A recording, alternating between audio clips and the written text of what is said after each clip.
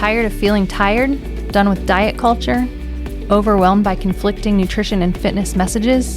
Then join us, your hosts of the Nutrition Revolution podcast, as we take a deep dive into all things women's fitness and nutrition. I'm Kimberly. And I'm Tabitha. And together we are debunking diet culture myths and giving you the tools you need to finally see the results you're looking for. Welcome back, Menopause Part 2. Part 2. Yeah. So today we want to talk about nutrition and fitness, because one of the things that a lot of women talk about is that they don't change anything. They're doing the same thing, right? They're still eating the same thing, moving the same way that they've always done their whole life. But now they're noticing that they're gaining weight around their midsection, or they're more fatigued and can't function the way that they used to. So today we want to kind of address those concerns that women are having as far as the nutrition and fitness side go. Yeah, for the body composition changes, because it's true. We have increased signaling for the visceral fat, which is that deep abdominal fat that's like in and around your organs as we go through the menopause transition. And all of a sudden, everything that you were doing before is not working. Yeah, and you're not crazy here. It really isn't working. You really do have to change. Yeah, you have to make some changes. Yeah, I mean, you could still do the things that you enjoy for fitness, but you probably have to dial in the nutrition part of it a little more, make some changes there, and then add in some heavier resistance training. So I digress. I'm getting ahead of ourselves here. One of the things that I notice women who come to me say is that they were never a sweets eater. And then their body started changing. And I always laugh. They're like, have you been through menopause? Well, I'm not sure yet. And I was like, are you craving vanilla ice cream cones for no reason? And they're like, yeah, actually I am. And I was like, I remember my mom started craving vanilla ice cream cones, and she was not a sweets eater at all. But I remember after that, my grandmother was like that, where she would just be like, let's go get an ice cream cone. And I'm like, all right. And I thought it was so cool because we were younger, but people are craving sweets more when they're going through in that perimenopause stage. A lot of that actually has to do with inadequate protein intake. Right. So women's protein needs actually increase during menopause. We begin to lose our muscle mass. And in order to both maintain and build that muscle mass, we need more protein. Protein needs, just for every organ and system in the body, increase during that time. And a lot of women, they're not getting enough protein. So then they are experiencing the increased cravings for junk foods, which that is actually something that's true through any season of life, but even more so during the menopause transition. Yeah. So with the nutrition, I think that protein is definitely the biggest. Protein and fiber. We'll start with fiber protein. Also. Protein and fiber for sure are the two biggest things to focus on. Starting with protein, current guidelines and recommendations for women are not enough. No. And also based on sedentary male data, which you'd have to go back and listen to our protein one, and this will tell you this information. So you need more protein, really than ever before. So what I always tell my clients that are in their 40s and older is 100 grams a day minimum. Right. That's your baseline, just lazy functioning. Day, hanging out at home. That's not really tracking. Not really tracking. That's going to be your baseline. You want to try to get 100 grams. And then the more active you are, the more protein that you're going to want to add in there as well. And that's going to help with the muscle loss, right? So sarcopenia, which is just natural muscle wasting as part of age-related decline, but it's accelerated with women. So I think after the age of 30, this it's 8 to 10% of our muscle mass is lost every decade. Yeah. So, 30 to 40, you're 8 to 10% is not that big of a deal. But then by the time that you're 50, you're potentially looking at 20%. Right. So it becomes a big deal. It becomes really a problem quickly. Really fast. And once you're in that menopause state, it becomes even, more rapid and even more of a big deal, because then you're at risk for osteoporosis, and then also lots of other things like dementia and heart failure, and, we're at risk for a lot of these things. So increasing that protein makes a massive difference, because you'll be able to support your muscle growth, maintaining muscle growth, and And also for your bones, supporting bone strength through the formation of collagen, which is a key component of bone structure. So when you combine your adequate protein intake with also adequate calcium and vitamin D, you're going to maintain strong bones, because we know osteoporosis is a big, there's an increased risk factor of osteoporosis in postmenopausal women. So right. First things first, if you're going to track anything or be really concerned about anything, I would say focus on your protein. Yep. Anything that you would add to that, Kimberly? No, that's my big one is protein. I guess protein first when you're building your meal. Yeah. And variety of protein, not just the same chicken every day. Like having some salmon, I think is a really good one. Having, some diversity in the protein options, because you want to support all the different things, iron and vitamins. So having some diversity in your protein, I think, is really helpful from what I've seen too.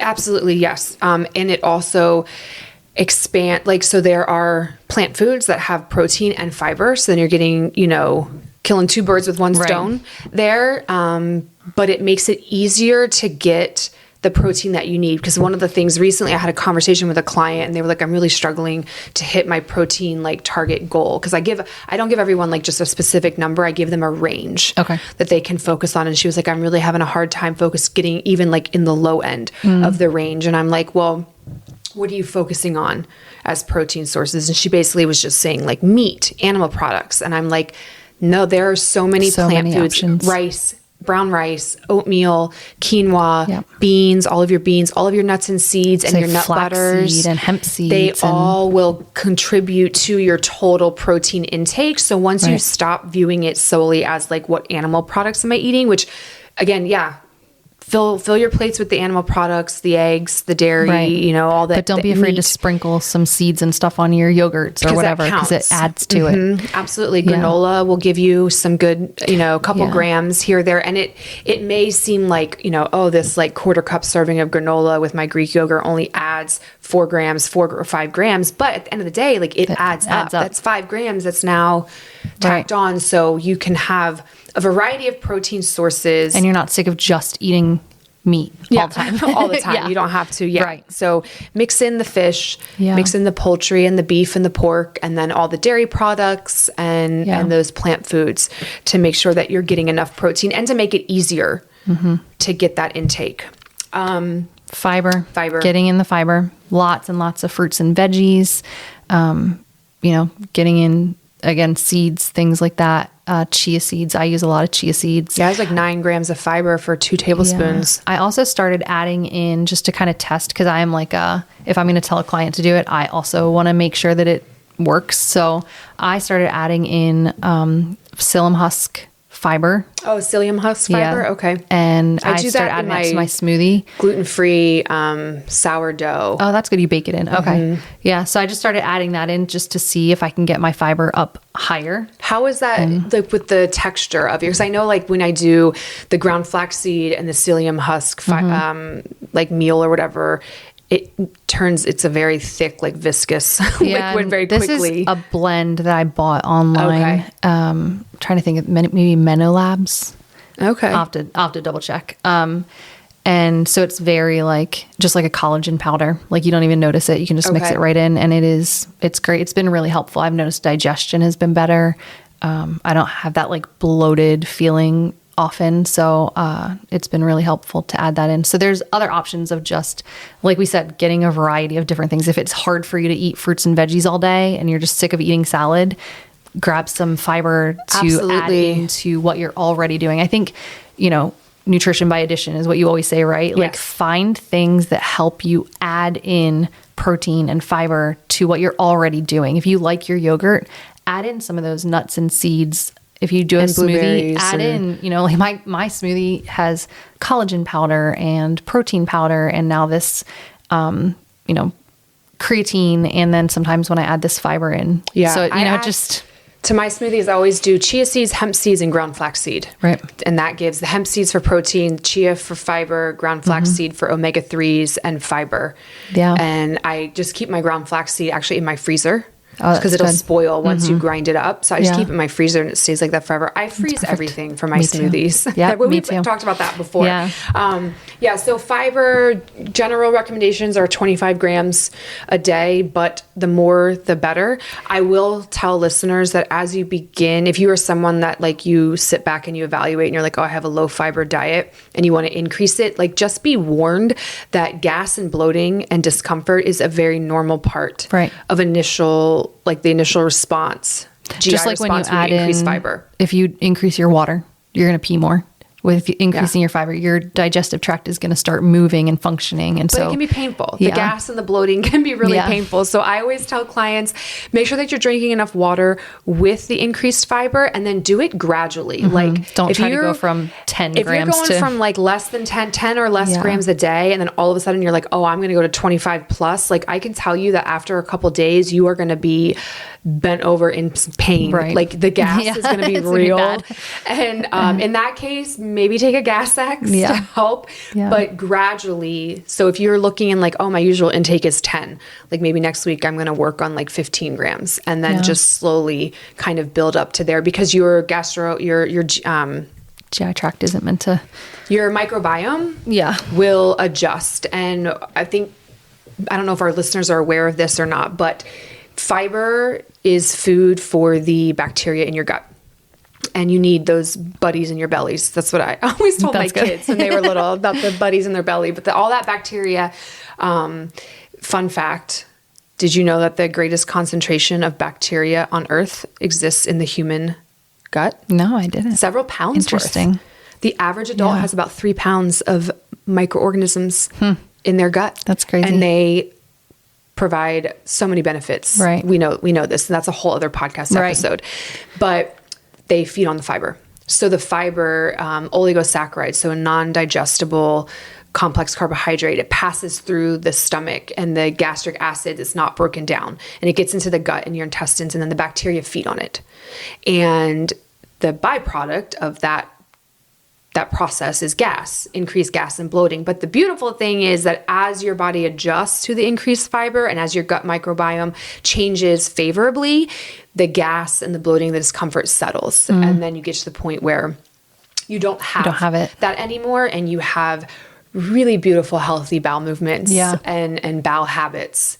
Yeah. So, which I think is a happy, healthy gut. Yeah. It's, I think, important to let people know. I think we'll talk about this in an episode, because it's been interesting how many people don't know what a healthy, happy bowel movement should look like. Absolutely. So we won't go into that today, but we'll definitely have a podcast on it, because it is eye-opening. It is. Yeah. It's important too.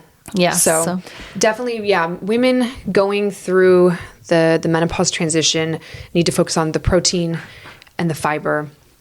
And then knowing that their gut does change too through this transition. And that is why increasing the fiber to promote the colonization of the good bacteria that we want is so important. We want to keep that. And then the other piece that I like to work on with clients is looking at their added sugar intake. And so when I say added sugar, I'm not talking about the sugar that naturally occurs in fruits and vegetables, like in a banana. Those, right. I'm talking about like your refined sugars, your white sugar, your brown sugar, that vanilla ice cream cone. Definitely the vanilla ice cream cone. Looking at the added sugars. And the one nice thing is, if you look at the nutrition labels now, most of them have like added sugar. And so you can see. It'll tell you. And so you want to try to moderate that and keep that on the low end. Yeah. And I think also not just adding in artificial sweeteners. Absolutely. Keeping it so that you're focusing. I think looking at your food as, this is going to help me feel better, feel stronger, keep my body functioning better. So when you eat things, you're eating things to support your gut health. You're eating things to support your hormones. And so focusing on protein and fiber, getting in those good fruits and veggies, that's what you want to focus on, rather than I'm just going to eat, an ice cream cone or whatever. Save all my calories so I can have a rice cake with chocolate chips. That's not what you want to do. You want to eat foods that are going to support you. And overconsumption in sugar is going to lead to things like not being able to sleep, having the bloating and the gas and not feeling good, waking up with headaches and migraines. It's inflammatory. It is inflammatory. Yeah. And you're also not going to be able to absorb nutrients the way that your body needs to during this perimenopause state. And the added sugars actually feed the bacteria in our gut that we don't want. Right. That interestingly enough, that signal for increased fat storage. And so added sugars do that, and so do the artificial sweeteners. So like your sucralose and your aspartame, those artificial sweeteners, we now know they feed the firmicutes and the bacteroidetes that are in your gut. And those two specific strains are directly linked to increased fat storage signaling. So if you think like, oh, I'm just going to go the sugar-free route, because I don't know about you, Kimberly, but I've worked with clients where it's like, oh no, I have like no added sugar. And then we do like a dietary recall, and I'm like, Russell Stover candies. You are having, yes, no sugar every added. Sugar-free, no sugar added thing. And I'm like, oh, okay. Yeah. So even though it's 0 calorie, it's still having negative effects on your body systems. Yes, it does. And it so doesn't filling your plate with those things constantly is not helping. Can cause disturbances in your gut. Yeah. Like I said, it stimulates, feeds the bacteria in the gut that you don't want to have. So watching your added sugar and making sure that you're not then just swapping out with the artificial sweeteners. Like stevia and monk fruit, that's going to be okay. And ideally with stevia and monk fruit, you want to look for like the whole fruit extract. That'll be best. But even then just moderating it, you know, being intentional. Like if you want a treat and you want a snack, have it, but prioritize protein and fiber first is what we're saying. Like, and whole foods. Pay attention. So when you go into the kitchen, you're like, I don't know what to eat. Stop grabbing a candy bar or, you know, even a granola bar that you look at it and it's like 15 grams of added sugar. Stop grabbing that. Grab something first. I have some clients right now who are, the stress of going through menopause is getting to them. They, you know, their bodies are changing and they don't like what's going on and they're stressed out. And so rather than stressing about being in the kitchen and cooking and, you know, paying attention to this stuff, they're just ordering foods like factor foods or meal prep things to have there because they don't know what to eat and they don't feel like eating. And so the way that they set themselves up for success is they treat themselves to these like, this is my lunch or this is my dinner or this is what I have when I don't feel like eating. And I know it's got protein. I know it's got fiber. I know it's a good balanced option. Whole foods. So, you know, sometimes it's like, take the stress off yourself, you know, do something that, you know, like either meal prep and have it there already prepped and ready to go, or, you know, treat yourself to ordering some of these meals that are there for those days when you just don't feel like it. It'll help reduce the stress, which you need during this time. Dover Locals, there's the Clean Eats. Yeah, Clean Eats. I haven't tried it yet. It's pretty good. Yeah, I had a wrap from them. Nice. And I met the owners. They were lovely, wonderful people. Good. And I have some clients that have actually been using their meal plans. Okay. And it's been working great for them, and they really love it and enjoy it. And it's nice too because they have like the full macro breakdown on their like the packages. Perfect. So they know what they're taking in. So that's a great, and it's really reasonable. Right. So that's a local option. But I agree. Yeah, you got to set yourself up for success and try not to make it quite so that way you can be consciously eating the foods that you know are going to support your health during this perimenopause season. One final nutritional piece, and this is probably controversial. It's alcohol. You don't need it. Alcohol it's a poison. It's a toxin, bottom line. Yeah. Right?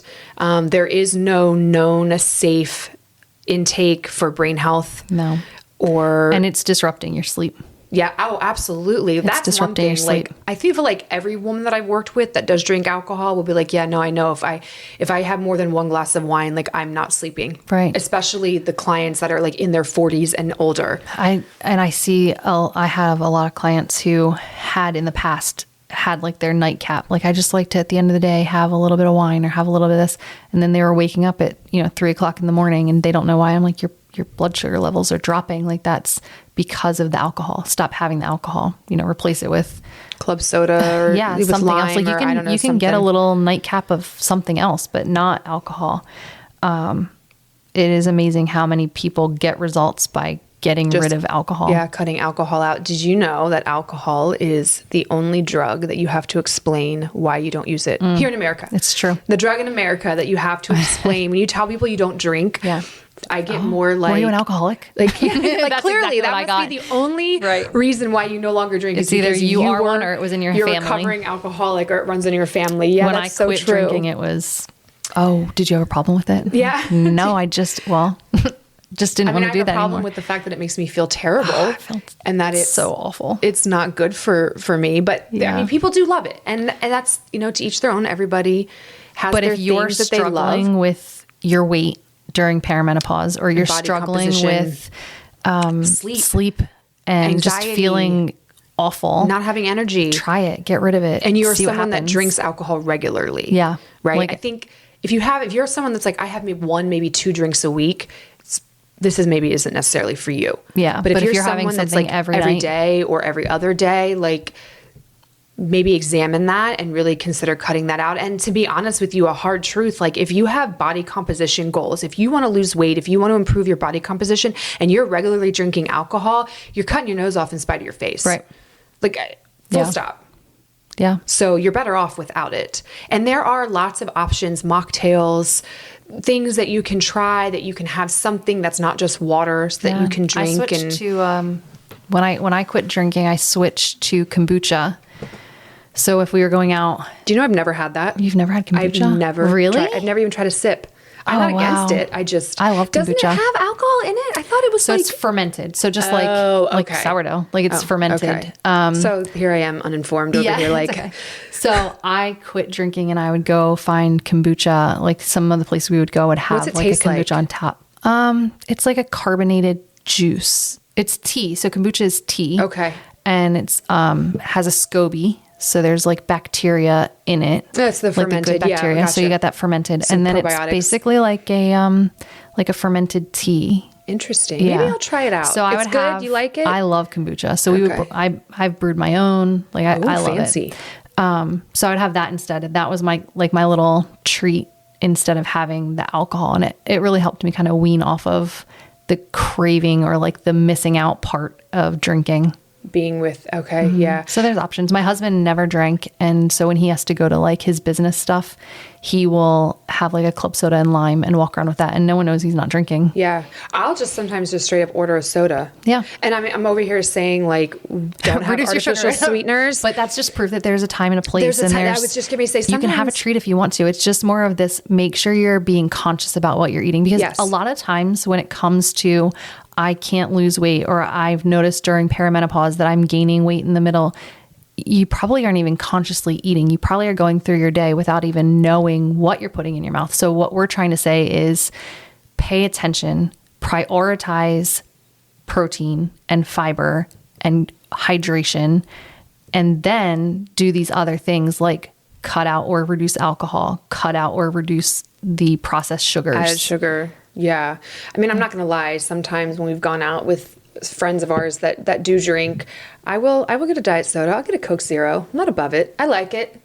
But it might happen like once a month. Yeah. Versus a regular thing. So there's a time and a place. Yeah. It is not, don't have any added sugar or any alcohol ever. Well, alcohol, you probably really could just not have it ever. Yeah. I mean, I've not had alcohol in 15 years, 16 years.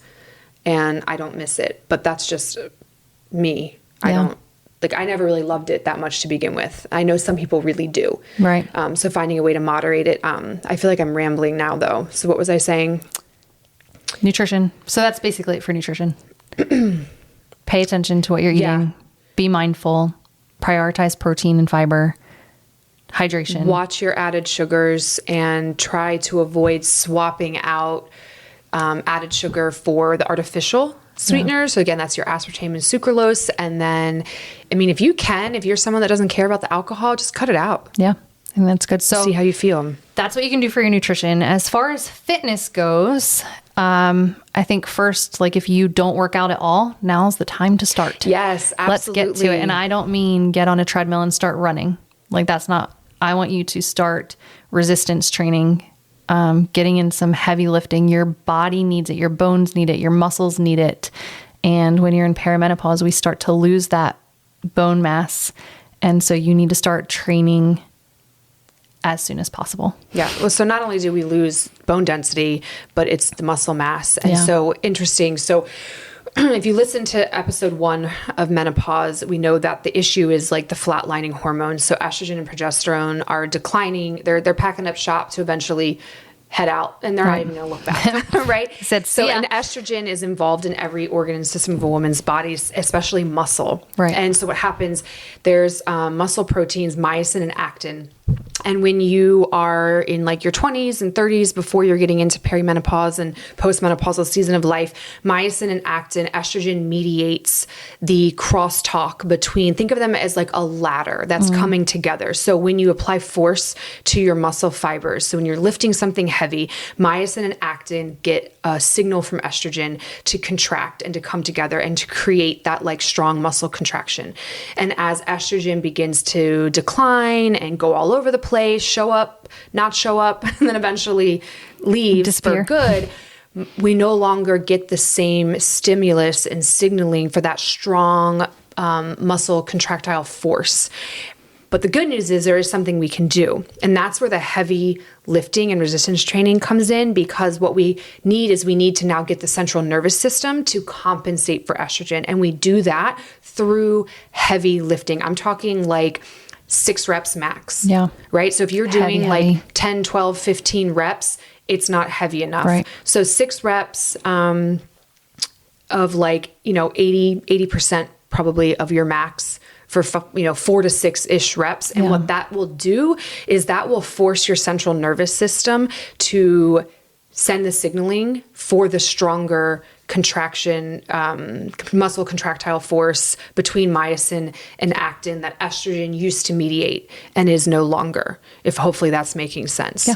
So that's the key, and why we need that heavy resistance training is to be able to produce the force that our muscles need to maintain muscle mass, and then hopefully ideally grow your muscles some, right? Because we know that, like I said in the earlier episode, like 8 to 10% of your muscle mass is lost every decade after age 30. Yeah.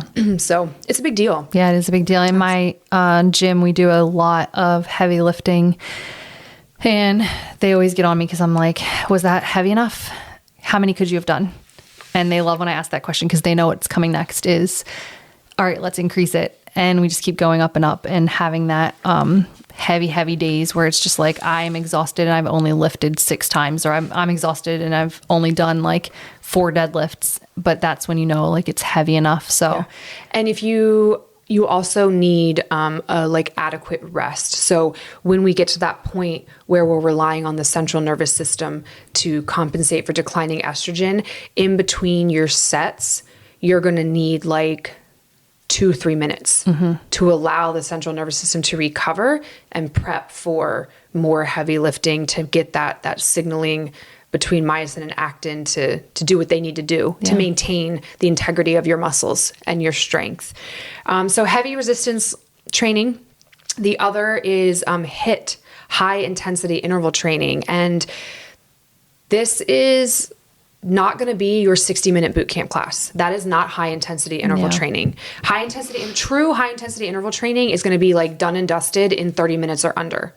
And you can do that in a variety of ways. So you can do your sprint interval training on a treadmill, on a stationary bike, on an elliptical. You can run up and down stairs. You can do push-ups off the wall if you're someone that like has mobility issues. We love to use the battle ropes. Battle ropes, squat jumps, jumping lunges, Our box favorite jumps. is setting the timer for like that Tabata style. Yes, and then doing absolutely. like 20 seconds of all out work. out. And then for like 8 to 10 rounds, just like we are gassed by the end of it. And sometimes it's just getting a battle rope or just ball slams or whatever we have to just like ball slams are a good one. Battle ropes. If you have a rower, you can get on that too. Yeah, lots of good body weight things that you can do. Burpees. Yeah, people hate burpees, but they are just like they're a great tool. Yeah. So again, you're doing no more than like 30 seconds, really intense work.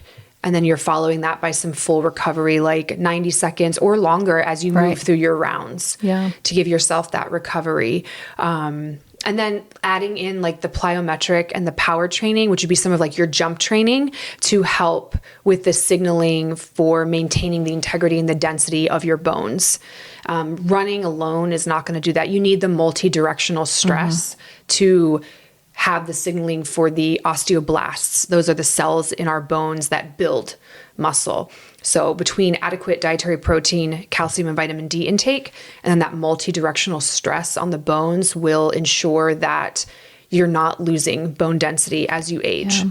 I also, looking at it as like not losing it as you age, it's also helping your memory. It's helping you to remember how, like if I'm going to fall, I can do it better. I can do it safer because I'm already doing these kinds of things in the gym. If I need to jump up on a sidewalk away from something really quick, I can do it. Your body's not forgetting. It's just that muscle memory of I'm staying active. I'm staying healthy. I'm staying in a position where I can get off the toilet by myself. As I age, I can, go up and down the stairs. Yeah. Like you're setting your yourself independence up for success by continuing to build these muscles, maintain these muscles, and keep that muscle memory. So it's incredibly important to do these movements in the gym. Yeah. Also from just like your physiology. So polarizing your training, because that's really what we're talking about when we're talking about like high intensity interval training, sprint interval training. It's all about polarization, meaning you have moments where you're going really hard, intense, followed by slow, full recovery. So like complete and total rest. And that's that polarization. It actually improves our insulin sensitivity. Your muscles have glucose transporters that will take circulating glucose and pull it into the muscles that's independent of insulin. So not only is this exercise and like heavy resistance training, HIIT training, sit training, allowing you to maintain the integrity of your muscles, it's also supporting your muscles' ability to help you regulate and maintain like glucose homeostasis, so balanced blood sugars. Increases too. We know that the HIIT training, the sit training increases the signaling of your GLUT4 or GLUT4. I've heard it pronounced both ways, GLUT or GLUT4. But those are those proteins, those protein transporters that I mentioned earlier that are in your muscles that literally take glucose from the bloodstream and pull it into your muscle cells. That's insulin independent. So you don't need the insulin there to do that. Also, having that polarization of your training creates an environment of heat and hypoxia. So hypoxia meaning a lack of oxygen. It literally overheats and suffocates the bad bacteria in our gut. So as we're going through the menopause transition, when we have changes to our gut, we can harness the power of that training to improve our gut microbiome and our gut health, because it will suffocate.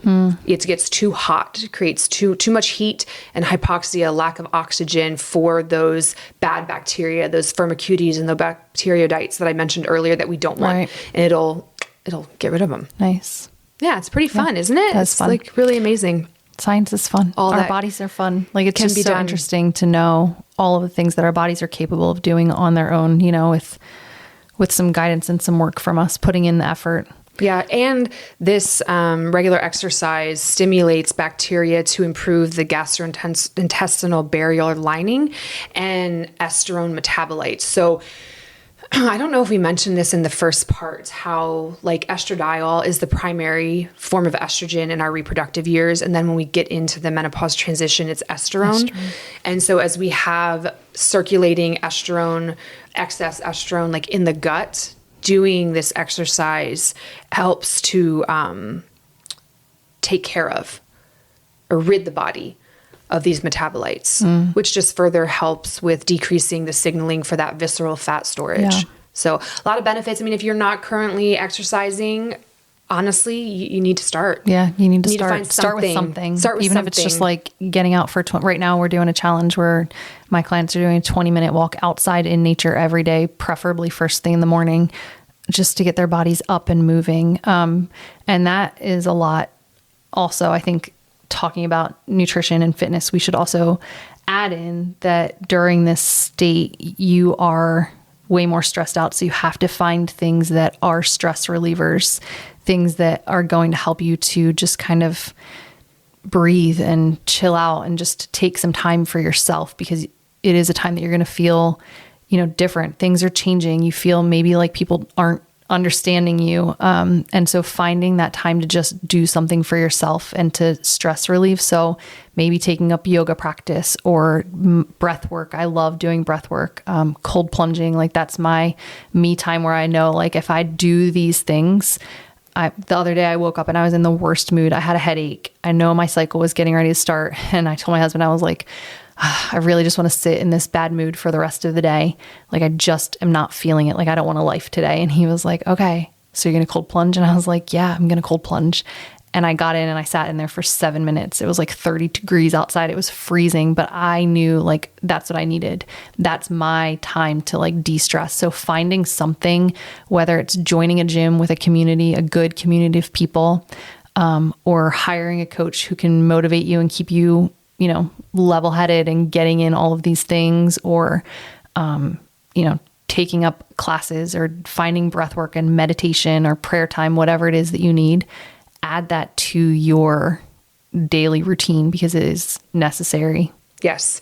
And to that point, there is such a thing as too much exercise. Oh, for sure. So if you are going hard and you're polarizing your training or you're lifting heavy, like you're going to need rest days. And in general, I like to tell my clients no more than like 2-3 days max back to back before you're going to have like a true rest day where you're not going to worry about that structured exercise. And even then when you are having your workouts or your structured exercise, taking time every day to stress relief. For me, that's like reading a book before bed at night, journaling. I like to do gratitude journaling.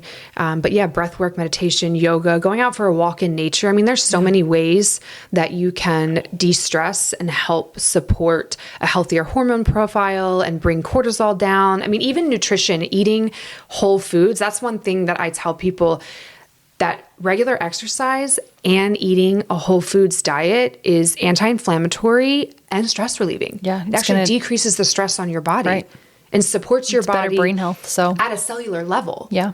Every system of your body is impacted. So that in and of itself, if you are someone that's really stressed out, especially a stressed out woman in this like menopause transition season of life, I think starting some sort of exercise, even if you just start 3 days a week going on a 10-15 minute walk and start by putting better, higher quality foods on your plate, that in and of itself is going to make a massive difference for you. Decrease your stress, decrease cortisol, and just improve your energy levels, everything. It's a win-win. So recap, nutrition, focus on protein, fiber, watch your added sugars, watch the alcohol intake.